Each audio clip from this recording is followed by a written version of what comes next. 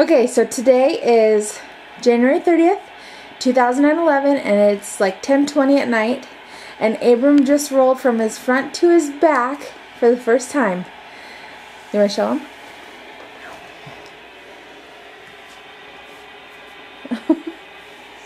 very, very good. Alright. There. And there. Ta-da! Good job, buddy boy. Good job. Are you so excited? See, it's a good thing you woke up. And otherwise you wouldn't have known. I can't believe I'm talking to him like that. If you wouldn't have woken up, we wouldn't have known you could do that, huh?